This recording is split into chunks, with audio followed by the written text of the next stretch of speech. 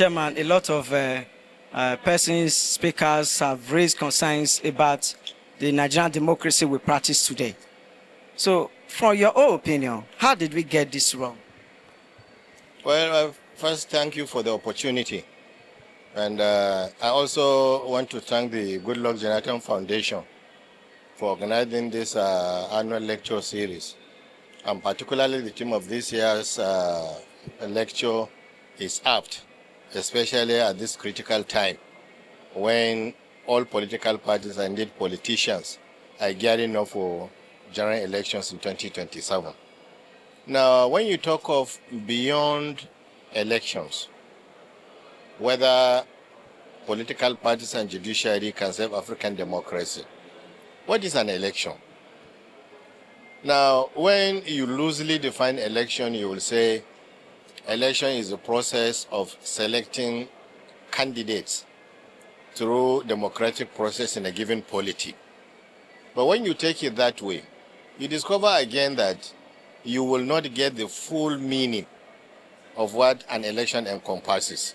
Because an election was not just an act of selection of a leader. An election is a process, and it starts for us in Nigeria, for instance, from the day Independent National Electoral Commission rolls out the program of election in any given election year. Then the process of election begins, and it starts more often than not with the process of selection of credible candidates within the parameters of political parties. Whether this election is going to be by direct primaries, whether it's going to be by close primaries, whether it's going to be by consensus, and whatever mean that the political party may decide within, again, the precincts of the latitude that has been given by the Electoral Act. Then from there, you begin to now move to the preparations for the submission of the names of these candidates to INEC. And then probably you cap it up with campaigns, and then with the election. And then thereafter, probably there could be election petitions also that might be challenging the result of the election as declared by INEC. So all this now begins with the release of the timetable and the commencement of the selection of the candidates to what happens after the election. Now, in between is where the problem arises. In between is where political parties could either make or mar democracy in Africa. And I say this with a lot of responsibility because it is within the realm of political parties to ensure that, number one, that they provide level playing ground for their members. Number two, to ensure that there is fairness. Number three, to ensure that there is equity. Number four, to ensure that there is transparency. Number five, to ensure that there is inclusivity.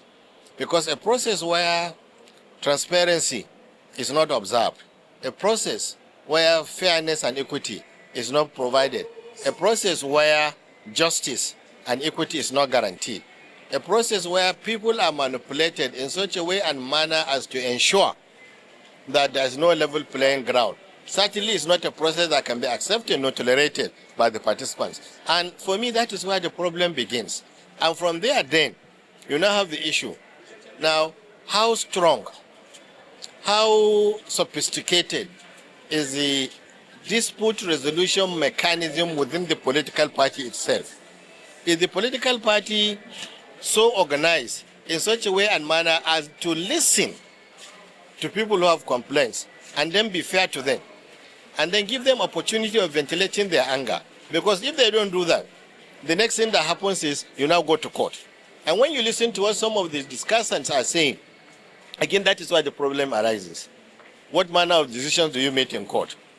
Do you look at a situation where the court will examine intrinsically the issue in dispute and then determine whether or not it relates to internal control mechanisms of political parties and refuse jurisdiction in line with excellent provisions of the Electoral Act and other decided cases that have been churned out from Supreme Court, Court of Appeal, and other superior courts of record?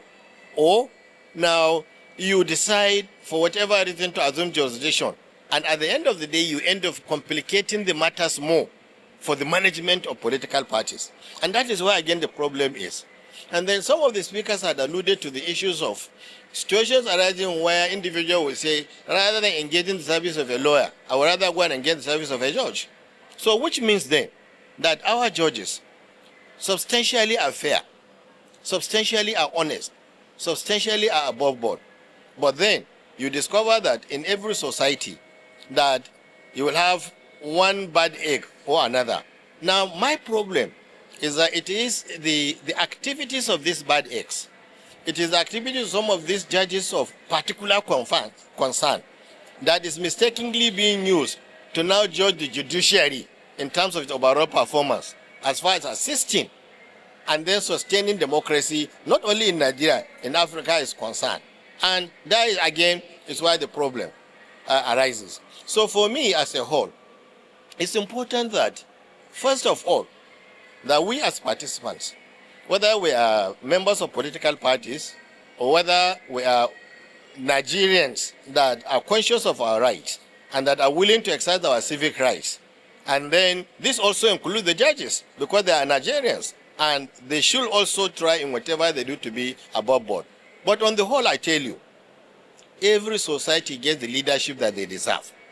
If you get a bad leadership, then it is because the process has been diluted by the people themselves. If you get a good leadership, it means then that the people concerned have themselves stood up to say enough is enough. We want to make sure that the process is credible. We're not going to be compromised. We're not going to sell our votes. We're not going to sell our conscience. We will look at the candidates in terms of what they have to offer. We look at the candidates in terms of their antecedents. We look at the candidates in terms of their pedigree. We look at the candidates, where are they coming from? And then when you do that, then you select candidates on the basis of what you think will be what they will offer to the people and not what they will offer to you as an individual voter. Not on account of whatever they may want to share as an enticing materials, whether rice, noodles, or whatever. So if you take noodles, certainly, what moral ground do you have tomorrow to ask an elected representative to be accountable to you? So we as voters, we as Nigerians must take more than a passing interest in what happens around our vicinity. And we don't have to be partisan in doing that. I am an individual. I should have interest. I should have more than a passing interest in who becomes my councillor. I should have a more than passing interest in who represents me as my chairman, who represents me in the House of Assembly, in the National Assembly, who becomes my governor, who becomes my president. I think when we begin to take more than a passing interest in what happens around us, we may well end up getting the system restructured, we may well end up getting the system strengthened, and thereby strengthening the democratic institutions that make sure that at the end of the day you have a very good and then credible process that will usher in new set of leadership, not only in Nigeria, but in Africa. But I tell you, democracy will survive if and only if the participant, that is the political parties, and judiciary, like Caesar's wife, live above board. Well, thank you. You said, sir, that the judiciary, some bad eggs have cropped in that are making it look as if it's no longer the hope of the common man. If we allow it like this, where is the hope of the common man in the society? Like I said, you see, the good thing about the judicial hierarchy is that there are strata. If a judge of a lower court gives judgment and you are not satisfied, you can appeal. At least you will have 2 steps further. You have a situation where one single judge decides your matter, you are not happy, you get to the court of appeal where you have the advantage of talking to 3 judges. From there, you now go up to where you will have about 5 justices of the Supreme Court that will listen.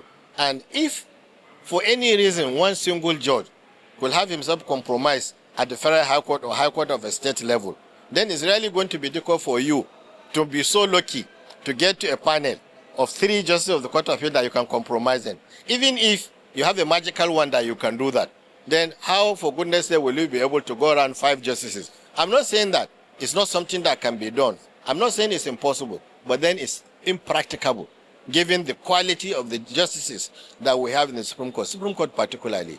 So what we need to do, more importantly again, is to police the situation, police the system, And then when, as I've said, we take more than a passing interest, and then we should be able at the earliest opportune time to now blow the whistle.